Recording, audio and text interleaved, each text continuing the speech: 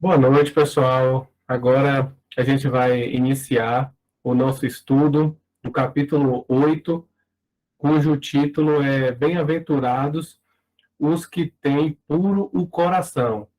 É, o tema de hoje em si, ele vai envolver múltiplos subtemas, digamos assim. A gente vai falar sobre questões dos pais, a gente vai falar uma coisa que me marcou bastante nesse capítulo foi uma reflexão a respeito do conceito de amor para o Evangelho.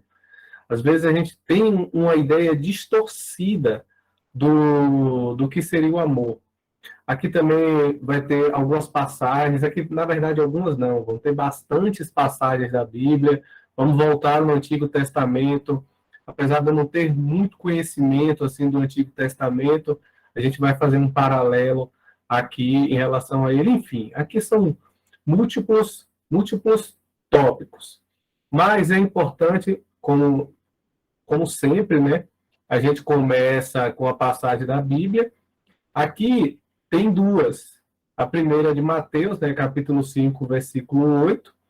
Bem-aventurados os que têm puro o coração, porque verão a Deus.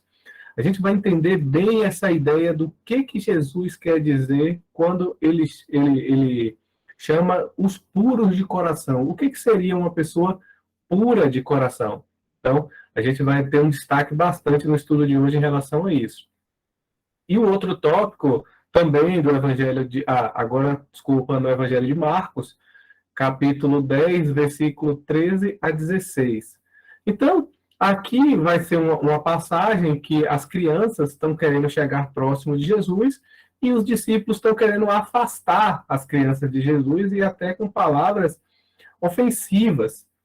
E Jesus, vendo a situação, zangou-se. Ou seja, poucas vezes no Evangelho, quando a gente vai fazer um estudo mais aprofundado da Bíblia, poucas vezes a gente ouve a palavra que Jesus se zangou. Jesus ficou brabo. Então, assim, isso é importante, porque quando acontece isso, é algo que a gente precisa colocar um asterisco, é algo que a gente precisa ter bastante atenção. O que fez Jesus se zangar? Primeiro, a atitude, né, dos discípulos, que foram palavras ásperas, né? A gente vai ver aqui um conceito de amor, grava bem isso, bota aí no seu caderninho. E o que Jesus vai dizer? Deixai que venham a mim as criancinhas, e não as impeçais, porque o reino de Deus é para as que lhe assemelham. Gente, quando a gente vai fazer uma leitura da Bíblia, a gente vai fazer um estudo mais aprofundado, tem que prestar atenção no português, tem que prestar atenção nas vírgulas, tem que prestar atenção em todas as palavras. Inclusive, a gente vai ver algumas palavras aqui que eu fui fazer um estudo para ficar mais claro o entendimento da Bíblia. Então, nesse caso, ele não disse que o reino dos céus é das crianças. O reino do céu não é das crianças. O reino dos céus é para as que se assemelham com as crianças, ou seja, que tem características parecidas com as crianças. É muito importante entender essa diferença. E ele continua, digo-vos em verdade que aquele que não receber o reino do céu como uma criança, ou seja, se assemelhando a uma criança, não vai entrar no reino dos céus. Aí aqui já abre aquele grande parêntese para a gente refletir. O que é necessário que eu faça para que eu me apareça com a criança e o que é criança no sentido conceitual para Jesus? É isso que a gente tem que entender. Aqui, depois de abraçar, abençoou, impondo as mãos. A gente poderia até fazer um paralelo, não vou fazer isso hoje, né? Toda vez que Jesus está impondo as mãos, seria uma espécie de passe magnético. Mas, enfim, eu não vou falar sobre isso nesse tema. Capítulos futuros a gente vai poder aprofundar nesse tópico. E a gente vai, né, avançando aqui. Aí o Evangelho já começa a explicar, né, a passagem da Bíblia. A pureza do coração é inseparável da simplicidade e da humildade. Humildade, coisa que a gente já conceituou no capítulo passado, né? A simplicidade, que não tem arrogância, que entende que todas as pessoas estão no mesmo patamar, todos somos irmãos. Então, todo aquele conceito de humildade que a gente já definiu. Então, se tiver alguma dúvida, é só voltar no capítulo passado, capítulo 7, que lá vai estar bem explicadinho, bem detalhado, esse conceito de humildade. E a pureza do coração está ligado à humildade, mas não é só a humildade. A pureza do coração é algo a mais do que a humildade. A humildade é uma característica, mas o que seria a pureza do coração? Lá no futuro, né, nesse capítulo ainda, a gente vai chegar na conclusão que aqui deriva, né, de perpassar pelo conceito de amor. E aqui, né, Kardec continua, ele vai indagando, e que para o leitor menos criterioso vai dizer, poxa, tudo bem, tem uma criança, a gente também já estudou isso em capítulos passados, essa criança traz uma carga muito grande com ela, então eu olho para aquela criança ali de 2 anos, 3 anos, por exemplo, eu não vejo a maldade, eu não vejo tudo que ela tem que espiar nessa vida. Mas isso não quer dizer que ela não traga uma carga gigantesca, que ela não possa ter muitas dívidas a serem pagas. Então, quando a gente olha, poxa, o reino dos céus fica na linha do raciocínio. Então, quando eu penso, poxa, o reino dos céus é das crianças, cadê a justiça disso? Você não está vendo a carga que aquela criança está trazendo atrás dela? Então, tem alguma coisa errada aí. Mas o Evangelho vem explicar o porquê que eu falei no início, que se assemelham. Eu vou até dar meio que um spoiler, né? Vou ter que dar uma adiantada, porque como nessa infância o espírito ainda não teve a capacidade o espírito ainda não amadureceu o suficiente para trazer a sua carga de vidas pretéritas. Inclusive, aqui tem uma função muito grande dos pais, que esse eu não vou dar o spoiler, né? Não vou fazer adiantamento, porque é coisas que a gente vai discutir ainda nesse capítulo.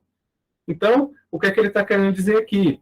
Que, poxa, essa criança ainda não mostrou as suas imperfeições, ou seja, não havendo podido ainda manifestar nenhuma tendência perversa, nos apresenta a imagem da inocência e da pureza. Então, por isso que Jesus não diz de modo absoluto, não diz que é a criança que vai para o reino dos céus, e sim a inocência, a simplicidade, a humildade, a falta de malícia que a criança tem. São essas qualidades que nos aproximam do reino de Deus. Então, aqui as passagens de Jesus sendo explicadas, sendo diretas. E a gente vai avançando aqui nesse ponto.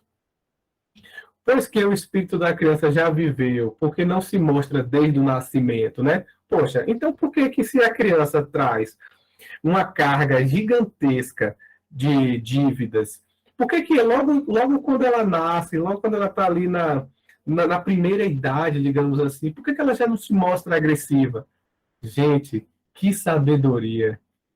É uma coisa que quanto mais a gente se aprofunda no Evangelho, mais a gente sabe que todas as decisões que Deus toma são decisões acertadas, são decisões perfeitas. E olha só a explicação que a gente tem para que a criança ainda não se manifeste todas as suas tendências nessa idade. Olha só, tudo é sábio nas obras de Deus. Tudo é sábio nas obras de Deus. A criança necessita de cuidados especiais que só a ternura materna pode dispensar. A ternura que acresce da fraqueza e da ingenuidade da criança. A mãe precisa ver o seu filho como um anjo e ter uma solicitude, ou seja, um desejo gigantesco de atendê-la da melhor forma possível. Imagina se a gente não tivesse o véu do esquecimento, se uma mãe, por exemplo, soubesse que em outra vida o seu filho a assassinou, essa mãe ia cuidar dessa criança?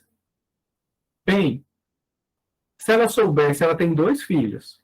Ela sabe que um é da sua família espiritual, são 2 pessoas que já convergem de pensamento a sucessivas existências, e o outro é um que tem uma rixa de sucessivas existências. Você acha que o tratamento seria o mesmo? Aqui é o Evangelho nos convidando para a lógica, para coisa que faz sentido. Então é lógico que tudo que Deus faz é sábio. Então é lógico que ele nos veda esse conhecimento para que justamente a mãe tenha esse sentimento de solicitude, né, de tentar fazer de tudo pelaquela criança, independente do passado dela, independente das correlações que eles tiveram, mãe e filho. Eu fico assim impressionado com a sabedoria do Evangelho. A gente precisa refletir sobre isso, porque tudo se encaixa, as peças do quebra-cabeça se encaixam quando a gente estuda com seriedade o Evangelho. E aqui vem uma outra questão que eu coloco importante, que é a tarefa dos pais. Isso, gente, é uma verdade prática.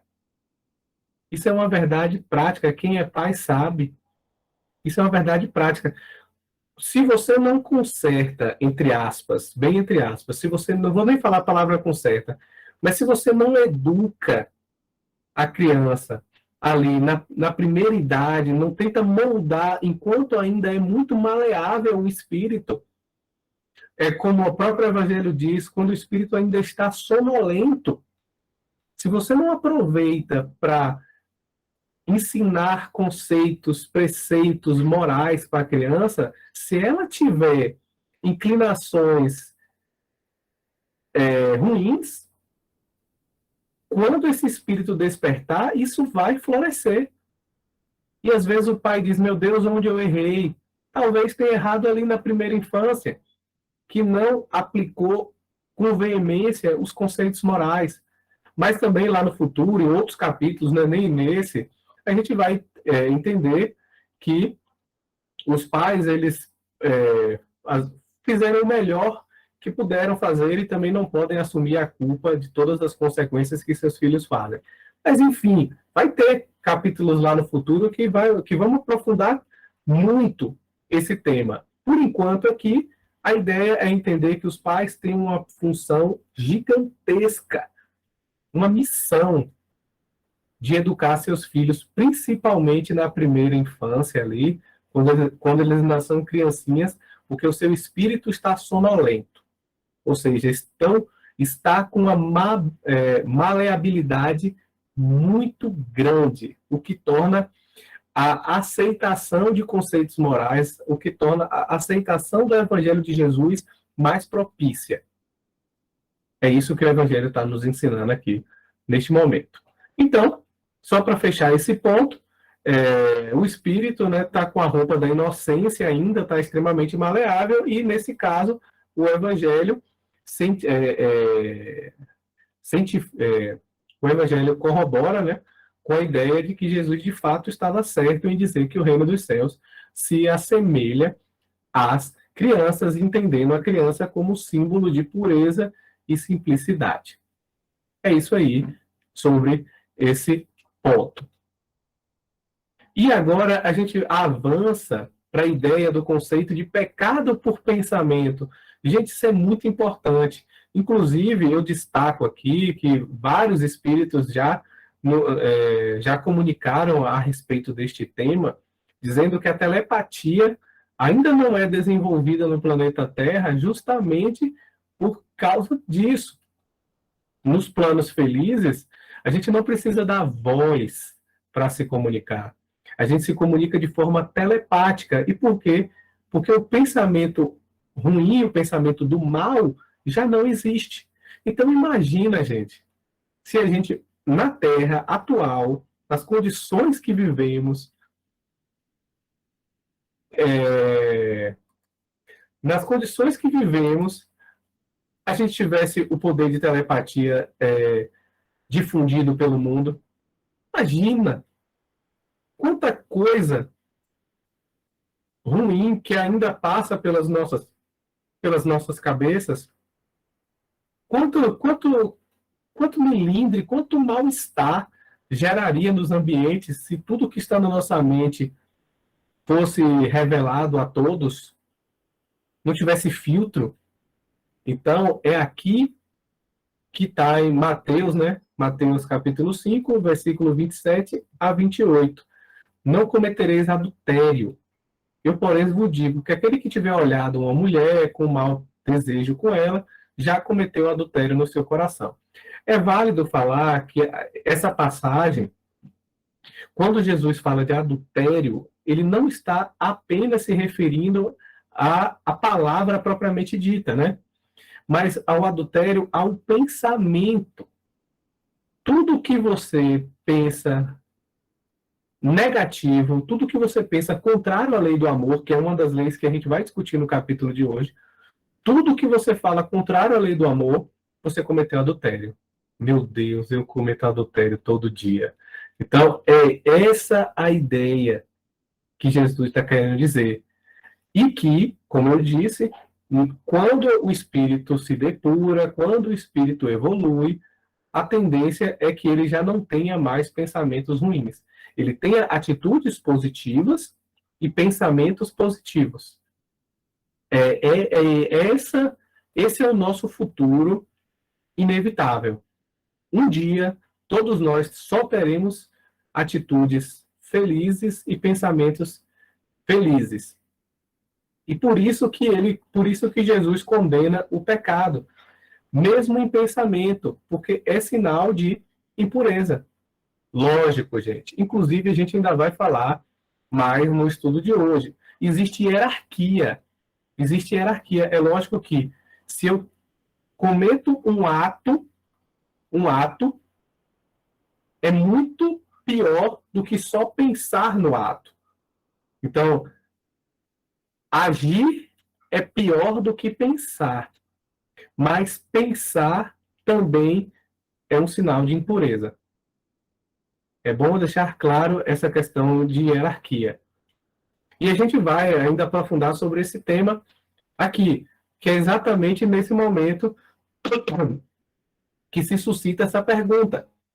Sofre as consequências de um pensamento mau, embora não tenha um efeito, ou seja, a gente é cobrado, né? A gente vai ter que pagar pelas consequências dos nossos pensamentos? Sim, a gente vai ter que pagar pelas consequências do nosso pensamento, mas já existe um progresso. Ou seja, você já está se você só pensa e não age, você já está numa situação melhor do que aquele que pensa e faz. Então, a ideia aqui é saber que já existe uma evolução. E o que é que a gente quer? Parar de ter pensamentos negativos. Meta de vida. Não apenas só não fazer o mal, mas também não pensar o mal. É isso que é um dos focos desse capítulo 8. É isso que é um dos focos daqui. Não adianta só não fazer. Se a gente quer seguir o Evangelho de Jesus, a gente também tem que não pensar em questões ruins. A gente não pode pensar no mal do outro, que também está em um dos pilares da lei do amor, que é uma das questões que, para mim, é a mensagem principal desse capítulo, que a gente ainda vai chegar lá.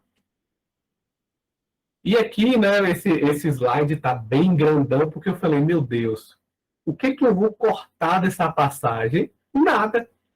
Porque essa passagem aqui, toda ela é importante. Que é a passagem de Mateus, capítulo 15, versículo 1 a 11. Gente, isso aqui é de uma sabedoria, isso aqui é uma questão que eu poderia fazer um estudo só com essa passagem. Que é a passagem quando Jesus, né, está passando ali, e alguns escribas e alguns fariseus perguntam, né, por que Jesus e os discípulos de Jesus, eles violam a questão da lei de não lavar as mãos para fazer as refeições. Gente, não pode olhar para isso aqui só com a ideia simples, só com a ideia do senso comum, de pensar que é só lavar a mão e pronto. Não é só sobre isso que os fariseus estão falando. Quando a gente vai lá em Êxodos, eu vou até adiantar um pouco aqui, eu nem ia colocar esse capítulo, porque eu, de fato, não tenho tanto conhecimento assim em relação ao Antigo Testamento. Mas eu fui buscar, eu cheguei e falei, não, por que que os fariseus davam tanta ênfase à questão de lavar as mãos? E isso está lá no Antigo Testamento, em Êxodos 30, 20. Que quando vocês entrarem na tenda de reunião, vocês devem lavar as mãos para que não morram. Igualmente, quando se aproximarem do altar do serviço para oferecer um sacrifício ao Senhor. A ideia aqui é simbólica. O lavar as mãos não é só de lavar as mãos porque, tipo assim, senão eu vou comer um alimento e minha mão está suja. Não. É lógico, se a mão de Jesus estivesse suja, se ele tivesse jogado a mão no barro, é lógico que ele lavaria as mãos. Mas a ideia de lavar as mãos não é porque a mão está suja, gente. É aqui que é a necessidade do estudo mais aprofundado. A ideia de lavar as mãos, porque para os fariseus, quando eles lavavam as mãos, eles estavam eliminando os pecados. Eles estavam puros, eles estavam prontos para Deus. Feito essa introdução, agora a gente pode voltar. Então, por que que você não fica puro para Deus? Ou seja, gente, é como se um ato externo, para ficar bem claro essa mensagem, é como se um ato externo de lavar as mãos simplesmente tirasse todo o pecado de mim. Todo o pecado de mim. E é aí que Jesus vai e enfia o dedo na ferida, que vai falar, tá, honrai vosso pai e vossa mãe, e este ou seja punido de morte aquele que disser a seu pai ou sua mãe palavras ultrajantes. E vós outros então dizeis, aquele que haja dito a seu pai ou sua mãe, toda oferenda que faço a Deus é proveitosa, satisfaz a lei. Gente, você sabe por que é que Jesus estava falando isso? Jesus estava falando isso porque os fariseus utilizavam essa ideia de que toda oferenda era para Deus como um artifício de não honrar pai e mãe. Pedro, explica isso melhor. Vamos lá, eu tinha um certo dinheiro, eu tinha um poder financeiro, mas eu não queria ajudar meu pai e minha mãe.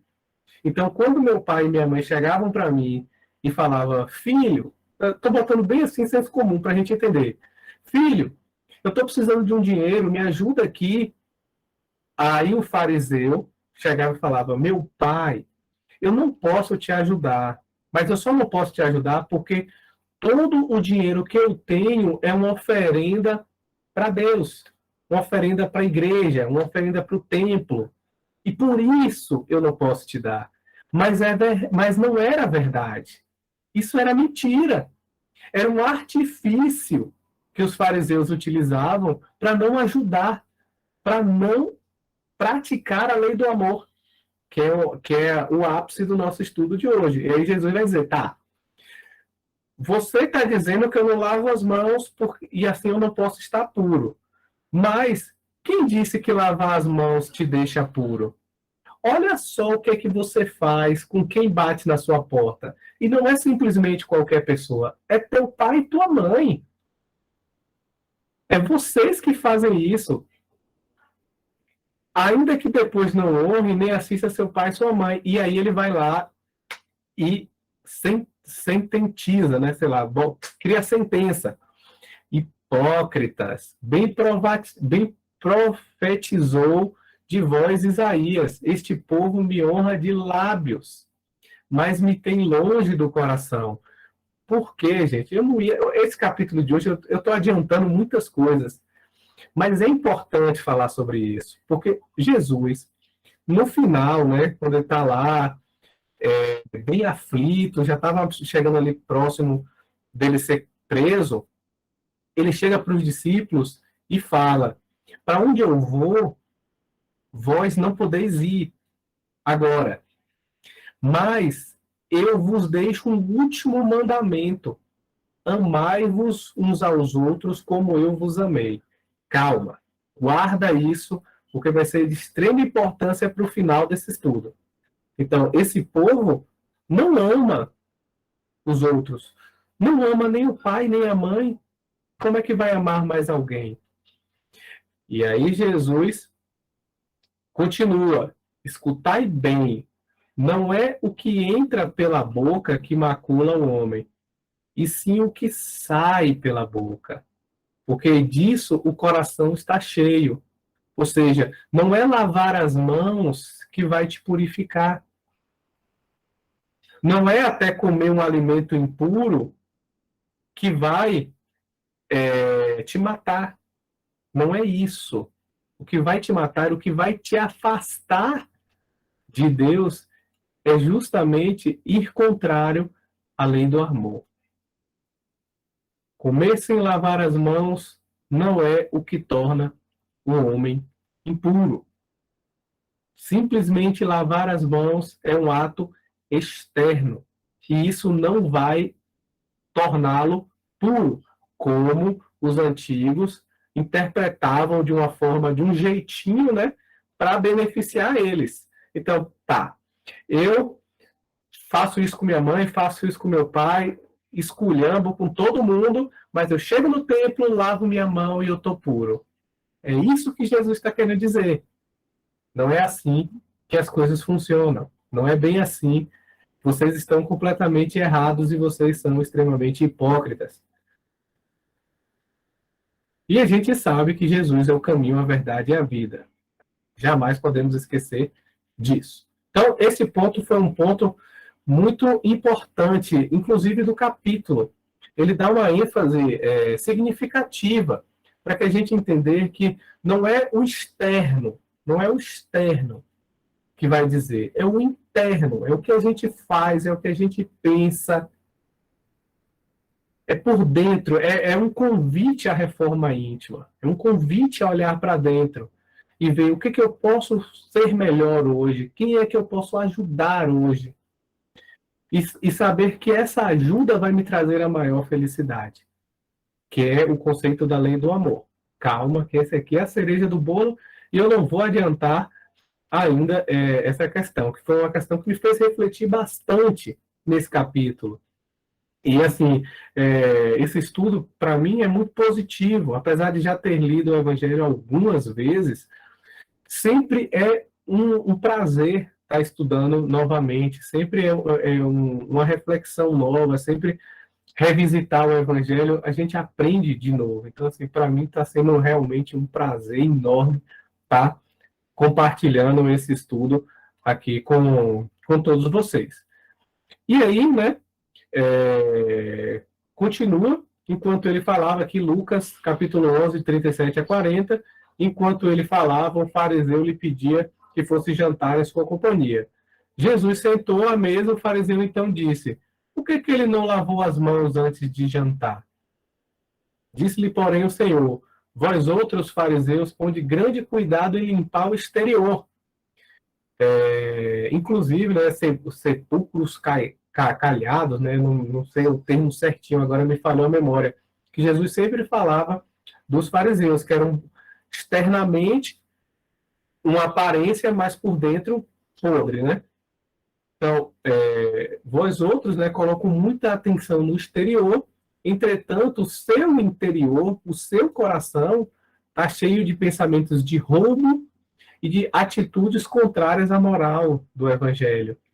Insensato que sois, aquele que fez o exterior também não é o que fez o interior? Ou seja, eu estou preocupado no que as pessoas vão pensar de mim, mas o mesmo criador do externo é o do interno, e é aquele que a gente não esconde. Eu posso esconder tudo de vocês, mas eu jamais posso esconder algo de Deus. E é essa a mensagem que Jesus está querendo passar. A mensagem é clara. Não basta ter uma aparência de pureza. Precisa ser a pureza. A gente não precisa mostrar para os outros que somos puros. Nós temos que ser puros. É esse o convite. Não é o parecer, é o ser. E aqui, continuando, é importante, né, fazer uma revisita na Bíblia. Vocês viram que o capítulo de hoje está com muita questão de visitas à Bíblia. E aqui vem novamente, ó, se sua mão for motivo de escândalo, ou seja, for motivo de tristeza, de ofensa para alguém, arranca a mão. O que é que Jesus está querendo dizer com isso, meu Deus? O que é que Jesus está querendo dizer com isso? Aí vamos lá, Marcos, capítulo 9, versículo 42. Se algum escandalizar, ou seja, causar ofensa a um dos pequeninos que creem em mim, ou seja, poxa, eu estou trabalhando para Jesus, e nesse momento alguém vai me ridicularizar, vai dizer que eu estou perdendo minha vida, melhor que fosse que esta pessoa atasse seu pescoço numa dessas mós. Gente, mó é essa pedra, eu botei até a figura, porque isso era uma questão muito típica do tempo de Jesus, que aqui é um equipamento que prensava as olivas para fazer o óleo de oliva. Então, o asno, né, o conhecido aqui de forma popular, o burro ou o jumento, ele girava com essas mós e criava o azeite de oliva. Então, o que Jesus está querendo dizer? Meu amigo, se você vai fazer alguma coisa que vai causar ofensa a alguém, quiçá alguém que trabalha para o Evangelho de Jesus, antes que você jogasse seu pescoço para ser triturado por uma mó. Ai do homem por quem o escândalo venha. A gente precisa prestar muita atenção. Porque qual é o objetivo? A gente já viu isso em capítulos anteriores. Qual é o nosso objetivo, gente? É sair desse planeta. Se você me perguntar qual é o nosso objetivo, é sair desse planeta, a gente precisa evoluir. Se a gente continuar errando, continuar causando escândalo, muito mais para quem trabalha para Jesus, a gente vai sair desse planeta? Não, a gente não vai sair desse planeta. O grande objetivo, gente, isso é raciocínio lógico, isso é matemática. Vamos chamar para a matemática. Olha que esse capítulo, eu não falei de matemática, então vamos falar matemática. Se a gente quer sair daqui, a gente tem que adquirir crédito, não débito. Então a gente não pode causar mal a ninguém, muito menos a quem trabalha para Jesus. E aí que o Evangelho faz a advertência? Ai do homem, por quem os pensamentos negativos, porque as atitudes ruins venham. Fica o alerta. Fica a dica aí do Evangelho. E aí, continua. Mateus, capítulo 5, versículo 29 a 30, capítulo 18 também, versículo 6 a 11. Se a vossa mão ou o vosso pé for motivo de escândalo, cortai-o. Não é para a gente levar ao sentido, ao pé da letra a Bíblia, gente. A ideia aqui é para dizer evite, não faça isso. Antes que, inclusive eu não coloquei aqui, mas no próprio capítulo tem que, nas instruções dos Espíritos, tem um que é para uma pessoa que estava cega. E aí fala, quem sabe a cegueira física não é uma bênção, porque você não enxerga a quantidade de problemas e de tentações que existem no mundo. Então, a ideia é justamente essa, que nada que a gente faça cause escândalo. A gente precisa evitar completamente isso. É essa a ideia. Essa a ideia, arrancar e fuja disso. ênfase do capítulo. Fuja do que vai te trazer dívidas. Pensamento. antes de você tomar qualquer atitude, ou até mesmo pensamento, fala, esse pensamento, ele me aproxima de Jesus ou ele me afasta? Ele está atrelado à lei do amor ou ele é contrário à lei do amor? Atitude nem faça, pensamento peça perdão. Se eu tivesse que resumir aqui, boa parte do capítulo seria nessa frase aqui. Mas ai daquele que o escândalo venha por ti. Ai daquele.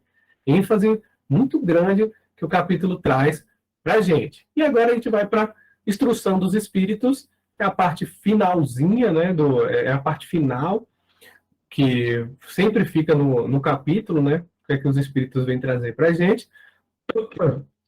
E aqui o espírito protetor. Alguns espíritos, eles não se identificam, né? Não tem, a gente já viu em capítulos anteriores que alguns se identificam mesmo com quem foram na vida encarnada. Alguns preferem simplesmente dizer eu sou um espírito protetor, sou um espírito que está aqui protegendo o concreto da confecção do Pentateuco, né, da codificação completa. Então, o que é que ele vai dizer? Direis a todos os instantes da vossa vida, meu Pai. Isso a gente já viu em capítulos anteriores, e os Espíritos estão fortalecendo. Meu Pai, que a tua vontade se faça e não a minha. Se te agrada que eu experimente a dor e passe por tribulações, bendito sejas, porque eu sei que é para o meu bem. E ele continua, se tendes amor, possui tudo o que há de desejável na terra. Gente, aqui é a mensagem central para mim. Já li aqui o Evangelho algumas vezes.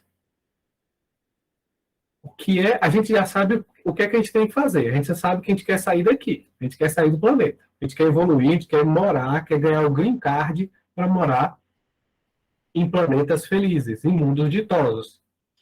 Então, dentro de tudo que a gente pode adquirir nesse planeta, que é um planeta em transição, o que é que seria o melhor?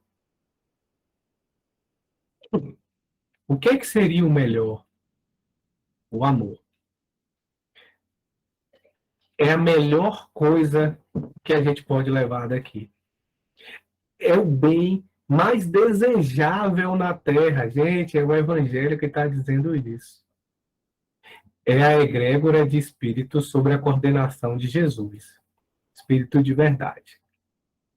Mas vem a questão, o que é que seria o amor? A gente sabe que o amor é a principal coisa que a gente tem que acumular. A gente tem que acumular o amor. A gente tem que praticar o amor. É isso que é o tesouro maior da Terra. Mas o que seria o amor? E aqui foi a ênfase da minha reflexão nesse capítulo. E eu cheguei numa conclusão, tomada, né, sucessivas vezes que eu já li o Evangelho, num conceito do que seria o amor na prática, o que seria a lei do amor na prática.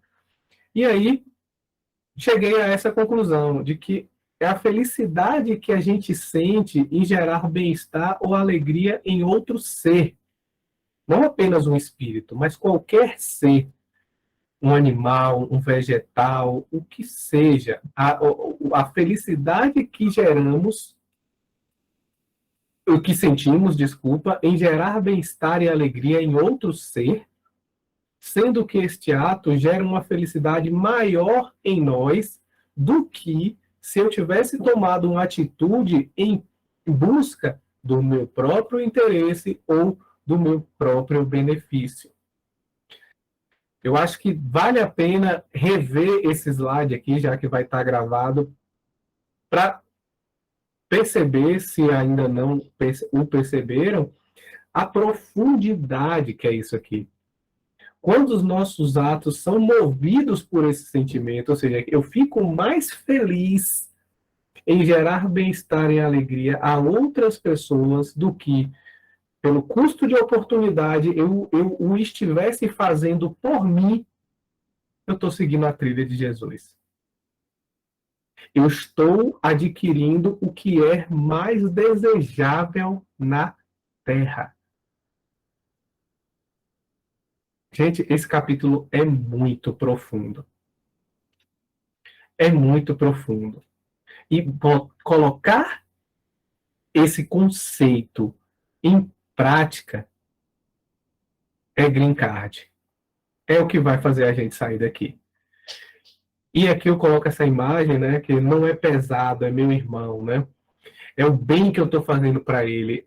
Eu poderia estar ali tranquilo, sem peso nas minhas costas, já tinha atravessado, mas não é um fardo, é uma honra. Eu sinto mais felicidade em ajudar alguém do que estar fazendo por mim mesmo.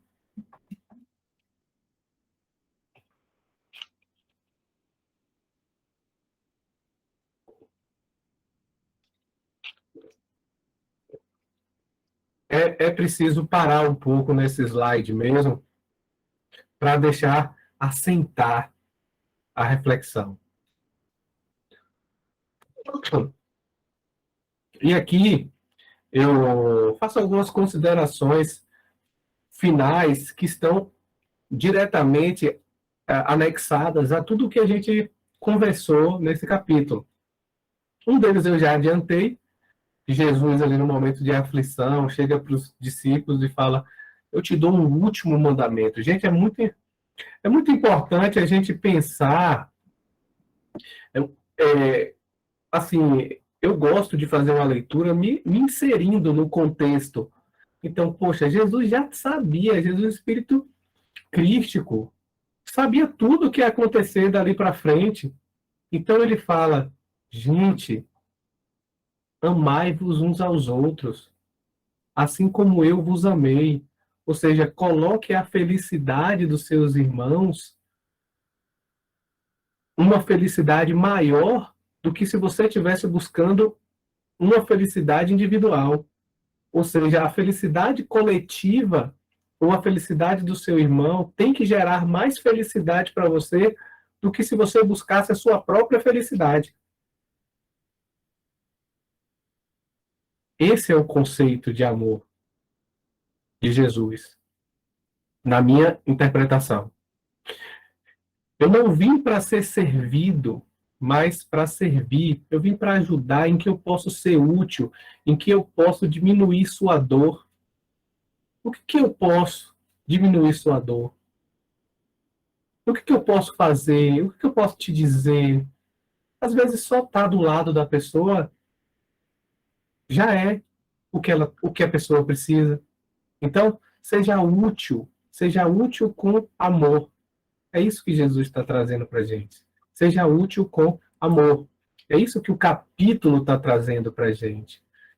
E jamais esqueçamos, Jesus é o caminho, a verdade e a vida. Então, se Jesus está dizendo, ninguém vai ao Pai senão por Ele. Ou seja, não dá para a gente evoluir, não dá para a gente galgar patamares superiores se a gente não tiver o exemplo de Jesus como balizador da nossa vida. E, sinceramente, esse para mim é o conceito, é a mensagem principal que esse capítulo está trazendo para a gente, e desejo que a luz esteja sempre conosco, esteja sempre iluminando nossos pensamentos e nossas atitudes, e que esse capítulo, com certeza, nos faça pessoas melhores. Então, valeu, pessoal, e até o nosso próximo estudo.